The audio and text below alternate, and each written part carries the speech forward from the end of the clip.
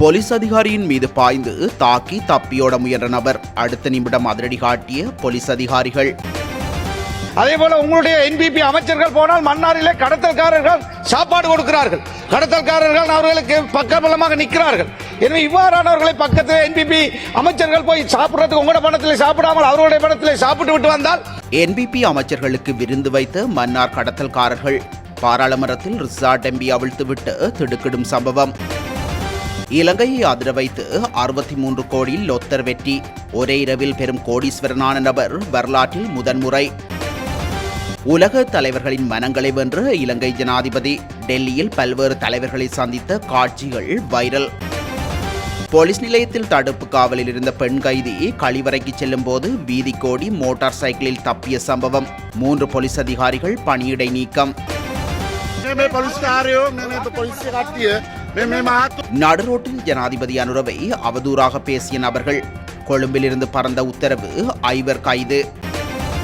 சிஐடியில் ஆஜராக முடியாது ரணிலின் மனைவி மைத்திரி விக்ரமசிங்க அதிரடி அறிவிப்பு. முட்டை மற்றும் கோழி இறைச்சி விலைகள் திடீர் அதிகரிப்பு, பெரும் அவதியில் மக்கள். ஸ்ரீலங்கா கடற்பரப்புக்குள் அத்துமீறிய தமிழக மீனவர்கள். நீதிமன்ற அதிரடி உத்தரவு, 2 படகுகளும் கைப்பற்றிய கடற்படை. வாழைச்சேனையில் கைப்பற்றப்பட்ட பெருமளவான சட்டவிரோத மதுபானம், அதிரடி காட்டிய இளைஞர்கள் மற்றும் அதிகாரிகள். யாழ்ப்பாண பல்கலைக்கழக வரலாற்றில் மாணவியின் அரிய சாதனை, ஒரே மேடையில் 8 தங்கப் பதக்கங்கள். அவசரத்தில் வாகனங்களை கொள்வனவு செய்ய வேண்டாம், விதிக்கப்பட உள்ள வரி தொடர்பில் விடுக்கப்பட்டுள்ள அவசர கோரிக்கை. பாதாள உலக குழு உறுப்பினர்களுடன் தொடர்பை பேணிய அரசியல்வாதிகள். பாராளுமன்றத்தில் பாதுகாப்பு அமைச்சர் அவிழ்த்துவிட்டு தகவல். இன்று உருவாகும் புதிய காற்றுச் சுழற்சி, யாழ் பல்கலைக்கழகத்தின் புவியியல் பேராசிரியர் எச்சரிக்கை. பல பகுதிகளில் காற்றுடன் மழை. கைது செய்ய சென்ற போலீசார் மீது தாக்குதல் நடத்திய கும்பல் தொடர்பில் புதிய தகவல் ஒன்று வெளியாகியுள்ளது. இந்த சம்பவம் தன்மன்வில தலைமையக காவல் அதிகார பகுதியின் பலஹருவா பகுதியில் இடம்பெற்றுள்ளது. மேலும் இது தொடர்பாக 3 பெண்கள் உட்பட 5 பேர் தற்போது தன்மன்வில போலீசாரால் கைது செய்யப்பட்டுள்ளனர். கைது செய்யப்பட்டுள்ள சந்தேக நபர்கள் மாஜிஸ்திரேட் நீதிமன்றத்தில் ஆஜர்படுத்தப்பட உள்ளனர். குறித்த சம்பவம் தொடர்பான வீடியோக்கள் வெளியாகி இணையத்தில் வைரலாகி வருகின்றமையும் குறிப்பிடத்தக்கது. 100 வருடங்கள் பழமையான மன்னார் புத்தளம் வீதியை உடனடியாக திறக்குமாறு அரசாங்கத்திடம் நாடாளுமன்ற உறுப்பினர் ரிஷாட் பதியுதீன் கோரிக்கை ஒன்றை முன்வைத்துள்ளார். அல்லது அதற்கு மாற்று பாதையை கடலோரமாக அமைத்து தர வேண்டும் என்றும், இல்லையெனில் ரமலானுக்கு பின்னர் மக்களை ஒன்றிணைத்து போராட்டம் நடத்துவோம் எனவும் அவர் எச்சரித்துள்ளார். மேலும் மன்னாருக்கு என்பிபி அமைச்சர்கள் வந்தால் கடத்தல்காரர்கள்தான் அவர்களுக்கு சாப்பாடு கொடுக்கின்றார்கள் என கூறிய கருத்துக்கள் சமூக வலைத்தளங்களில் பெரும் பேசுபொருளாகியுள்ளமையும் குறிப்பிடத்தக்கது. அதேபோல உங்களுடைய என்பிபி அமைச்சர்கள் போனால் மன்னாரிலே கடத்தல்காரர்கள் சாப்பாடு கொடுக்கிறார்கள். கடத்தல்காரர்கள் அவர்களுக்கு பக்கபலமாக நிற்கிறார்கள். எனவே இவ்வாறானவர்களை பக்கத்தில் என்பிபி அமைச்சர்கள் போய் சாப்பிடுறதுக்கு உங்களோட பணத்தில் சாப்பிடாமல் அவர்களுடைய பணத்தில் சாப்பிட்டு விட்டு வந்தால் எப்படி நீங்கள் இவர்களை இந்த நாட்டை காப்பாற்ற போகிறீர்கள்? எனவே தயவு செய்து போர் அமைச்சர்கள் புத்தியாக நடந்து கொள்ளுங்கள் என்று உங்களிடத்தில் நாங்கள் மிக தாழ்மையாக வேண்டுகோள் விடுக்கின்றோம். வரலாற்றில் முதல் முறை இலங்கை லொத்தர் வரலாற்றில் அதிர்ஷ்ட மகுடம் சூட்டப்பட்டுவிட்டது. இதுவரை எந்த ஒரு தனிநபரும் கனவிலும் நினைத்து பார்க்க முடியாத ஒரு பிரம்மாண்டமான தொகை ஒருவரை தேடிச் சென்றுள்ளது. ஒரே இரவில் குறித்த தென்னிலங்கை நபர் கோடீஸ்வரராக மாறியுள்ளார். நேற்று முன்தினம் பிப்ரவரி 18, 2026 நடைபெற்ற கோடிபதி கப்ரூக வாரம் 2259 குழுக்களில் சரியாக 62 கோடியே 98,55,919 ரூபாய் ஜாக்பாட் விழுந்துள்ளது. இலங்கை வரலாற்றில் ஒரே ஒரு லொத்தர் சீட்டுக்கு கிடைத்த மிகப்பெரிய தொகை இது எனவும் கூறப்படுகின்றது. இந்தியாவின் புதுடெல்லியில் இடம்பெற்று வரும் AI இம்பேக்ட் 2026 உச்சி மாநாட்டில் பங்கேற்றுள்ள ஜனாதிபதி அனுரகுமார திசாநாயக்க உலக நாடுகளின் பல்வேறு தலைவர்களையும் நேற்று மற்றும் இன்று சந்தித்துள்ளார். இதன்படி ஜனாதிபதி அனுரகுமார திசாநாயக்க மற்றும் பிரேசில் ஜனாதிபதி ஆகியோருக்கிடையிலான இருதரப்பு பேச்சுவார்த்தை நேற்று பிற்பகல் இடம்பெற்றது. அத்தோடு பிரான்ஸ் ஜனாதிபதி இம்மானுவேல் மேக்ரோனையும் ஜனாதிபதி சந்தித்து இருதரப்பு பேச்சுவார்த்தைகளில் ஈடுபட்டார். இதேவேளை ஜனாதிபதி அனுரகுமார திசாநாயக்க மற்றும் அபுதாபியின் முடிக்குரிய இளவரசர் ஷேக் காலித் பின் முகமது பின் சஜித் அல் நஹான் ஆகியோருக்கும் இடையிலான உத்தியோகபூர்வ இருதரப்பு பேச்சுவார்த்தை நேற்று மாலை இடம்பெற்றிருந்தமை குறிப்பிடத்தக்கது. தடுப்பு காவலில் வைக்கப்பட்டு கல்கிசை தலைமையக போலீஸ் நிலையத்திலிருந்து போதைப்பொருள் கடத்தலுடன் தொடர்புடைய பெண் சந்தேக நபர் தப்பியோடிய சம்பவம் தொடர்பில் 2 போலீஸ் சார்ஜன்கள் மற்றும் ஒரு பெண் போலீஸ் கான்ஸ்டபிள் ஆகியோர் பணியிடை நீக்கம் செய்யப்பட்டுள்ளனர். இரவு நேர பொறுப்பதிகாரியாக கடமையாற்றிய மற்றும் உதவி பணியாளராக கடமையாற்றிய 2 சார்ஜன்களும் சந்தேக நபரின் பாதுகாப்புக்காக அமர்த்தப்பட்டிருந்த பெண் போலீஸ் கான்ஸ்டபிளுமே இவ்வாறு பணியிடை நீக்கம் செய்யப்பட்டுள்ளதாக போலீஸ் தலைமையகம் தெரிவித்துள்ளது. குறித்த பெண் சந்தேக நபர் போதைப்பொருள் கடத்தலுடன் தொடர்புடையதாக கடந்த சில நாட்களுக்கு முன்னர் மொரட்டுவை விசேட அதிரடிப்படை முகாமின் விசேட நடவடிக்கை பிரிவினரால் கைது செய்யப்பட்டிருந்தார். ரத்மலானை மெலிபன் சந்தி பகுதியில் வைத்து கைது செய்யப்பட்ட அவரிடமிருந்து 36,650 மில்லிகிராம் ஹெரோயின் கைப்பற்றப்பட்டிருந்தது. தடுப்பு காவல் உத்தரவின் பேரில் கல்கிசே போலீஸ் நிலையத்தில் தடுத்து வைக்கப்பட்டிருந்த குறித்த சந்தேக நபர் கடந்த 16ஆம் தேதி தனது இயற்கை உபாதையை தீர்க்க வேண்டும் என கூறி பெண் கான்ஸ்டபிளுடன் கழிவறைக்கு சென்றபோது அங்கிருந்து தப்பிச் சென்று வீதியில் நிறுத்தி வைக்கப்பட்டிருந்த மோட்டார் சைக்கிள் ஒன்றில் ஏறி தப்பியோடியுள்ளார். எவ்வாறாயினும் தப்பியோடிய சந்தேக நபர் 8 மணித்தியாலங்களுக்கு பிறகு அன்றைய தினமே தலவத்துக்கொட கிம்புலாயல பகுதியில் வைத்து விசேட போலீஸ் குழுவினரால் மீண்டும் கைது செய்யப்பட்டிருந்தமையும் குறிப்பிடத்தக்கது. மத்தள அதிவேக வீதி நுழைவாயிலுக்கு அருகில் ஜனாதிபதியை தகாத வார்த்தைகளால் திட்டி அந்த வீடியோவை சமூக ஊடகங்களில் பதிவேற்றிய கடான பிரதேசத்தைச் சேர்ந்த 5 கடான போலீசாரால் கைது செய்யப்பட்டுள்ளனர். இதேவேளை அந்த சந்தர்ப்பத்தில் மத்தள அதிவேக நுழைவாயிலில் கடமையில் ஈடுபட்டிருந்த போலீஸ் நிலைய பொறுப்பதிகாரி மற்றும் ஏனைய 2 அதிகாரிகளுக்கு உடனடியாக அமலுக்கு வரும் வகையில் இடமாற்றங்கள் வழங்கப்பட்டுள்ளன. இதற்கமைய போலீஸ் நிலைய பொறுப்பதிகாரி போலீஸ் தலைமையகத்திற்கும் ஏனைய 2 கோட்டாவை மற்றும் கடவத்தை போலீஸ் நிலையங்களுக்கும் இடமாற்றம் செய்யப்பட்டுள்ளனர். நிறைவேற்று ஜனாதிபதியை பகிரங்கமாக தகாத வார்த்தைகளால் திட்டி அநாகரிகமாக நடந்து கொண்டமைக்கு எதிராக சட்ட நடவடிக்கை எடுக்காமை காரணமாகவே அவர்கள் இவ்வாறு இடமாற்றம் செய்யப்பட்டுள்ளதாக தெரிவிக்கப்படுகின்றது. கடந்த 17ஆம் தேதி கதிர்காமம் புனித யாத்திரை சென்று திரும்பிக் கொண்டிருந்த தனியார் பேருந்து ஒன்றில் ஆசன பட்டிகள் இல்லாமையால் அதிவேக வீதிக்குள் நுழைய போலீசார் அனுமதி வழங்காத காரணத்தால் அங்கு பதட்ட நிலை ஏற்பட்டிருந்தது. இதன்போது அந்த பேருந்தில் பயணித்தவர்களுக்கும் போலீசாருக்கும் இடையே வாக்குவாதம் ஏற்பட்டது. இந்த சந்தர்ப்பத்தில் ஜனாதிபதி அனுரகுமார திசாநாயக்கவின் பெயரை கூறி பேருந்தில் வந்தவர்கள் தகாத வார்த்தைகளால் திட்டியிருந்ததுடன் அந்த சந்தர்ப்பத்தை கைபேசியில் வீடியோ எடுத்து சமூக ஊடகங்களில் பதிவேற்றியிருந்தவையும் குறிப்பிடத்தக்கது. குற்றப்புலனாய்வு திணைக்களத்தின் நிதி குற்றப்புலனாய்வு பிரிவில் இன்று ஆஜராக முடியாது என ரணில் விக்ரமசிங்கவின் மனைவி பேராசிரியர் மைத்ரி விக்ரமசிங்க அறிவித்துள்ளதாக தகவல்கள் தெரிவிக்கின்றன. உடல்நலக்குறைவால் இன்றைய தினம் குறித்த பிரிவில் முன்னிலையாக முடியவில்லை என கடிதம் மூலம் அவர் அறியப்படுத்தியுள்ளதாக அரசியல் வட்டார தகவல்கள் தெரிவிக்கின்றன. வீட்டிலேயே சிகிச்சை பெறுமாறும் வாக்குமூலத்தை வீட்டிலேயே பெற்றுக்கொள்ளுமாறும் வைத்தியர்கள் அறிவுறுத்தியுள்ளதாகவும் அந்த கடிதத்தில் குறிப்பிடப்பட்டுள்ளது.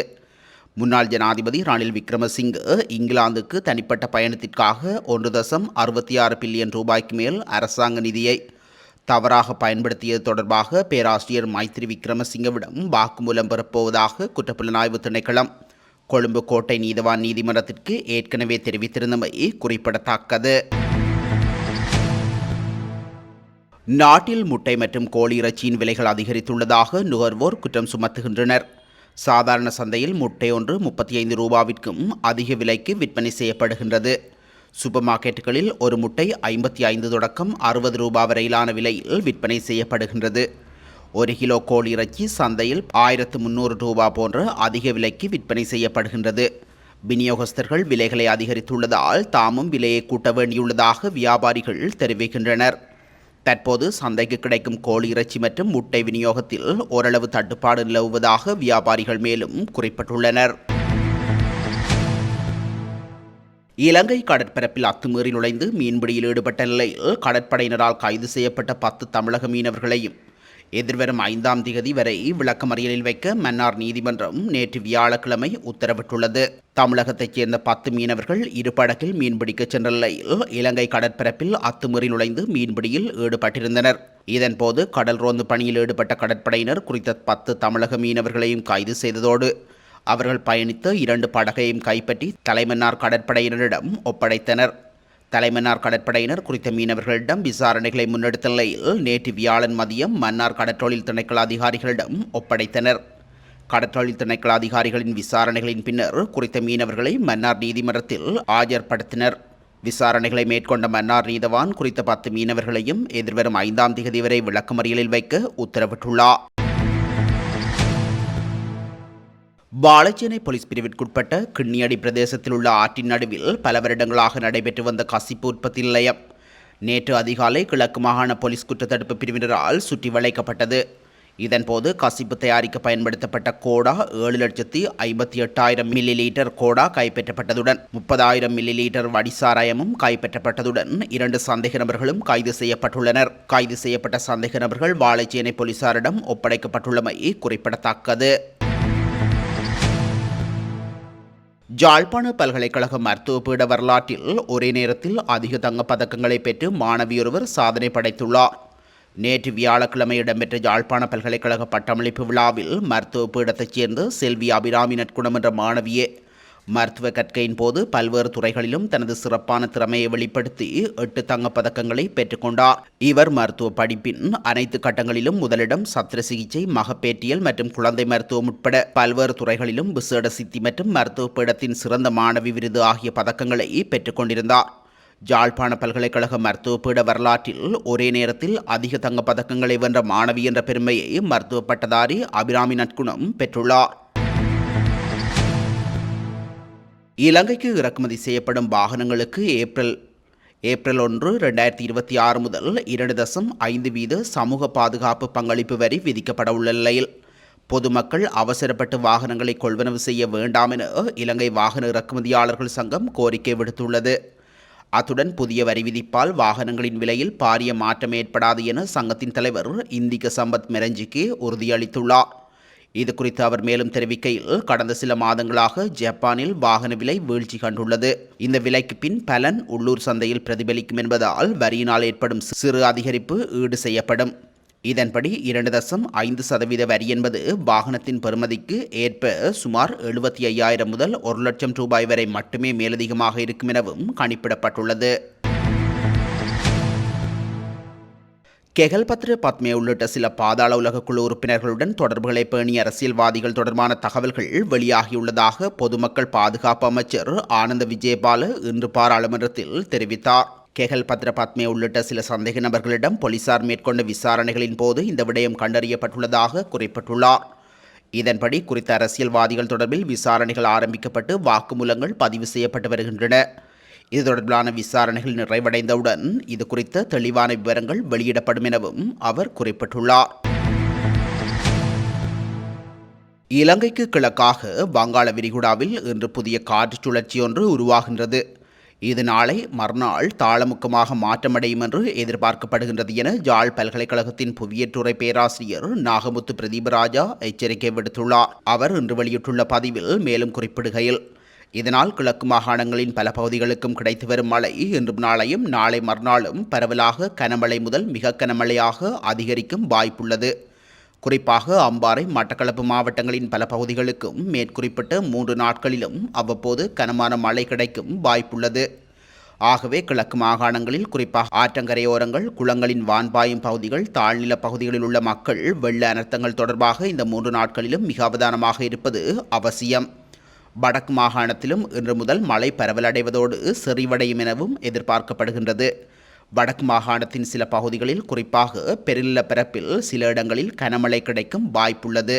இன்று முதல் இலங்கையின் கிழக்கு, வடக்கு, தென்கிழக்கு கடற்பகுதிகள் கொந்தளிப்பான நிலையில் காணப்படும் என்பதால் மீனவர்கள் ஆழ்கடலுக்கு செல்வதை தவிர்ப்பது சிறந்தது. பொதுவாக வடகிழ் பருவகாலம் வானிலை தோற்றப்பாடுகள் ஜனவரி மாதத்தின் இறுதிப் பகுதியிலிருந்தே பின்வாக தொடங்கி பிப்ரவரி முற்பகுதியில் முழுவதுமாக விலகுவதே வழமை. ஆனால் இம்முறை மார்ச் நடுப்பகுதி வரை நீடிக்கும் வாய்ப்புள்ளது.